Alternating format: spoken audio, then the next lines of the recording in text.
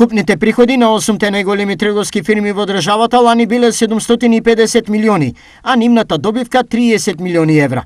Само една година претходно приходите биле 650 милиони евра, што значи цели 100 милиони повеќе се слеале само во 8 маркети во периодот од една година. Секако, ова не значи дека куповната моќ на граѓаните е зголемена, туку дека артиклите многу често мракнуваат по една, а осомнуваат по друга цена.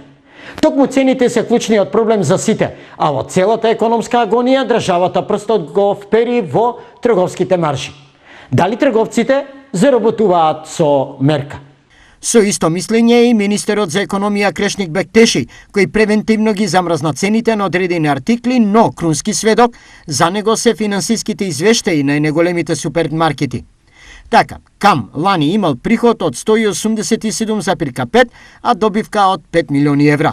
Тинекс е со приход од 102,7, а добивка од 2,6 милиони евра. Кипер 99,3 милиони евра со приход од 4,8 милиони евра добивка. Стокомак приход од 94,5, а добивка од 3,6 и Китго со 67,5 милиони влез и 2,2 милиони евра профит.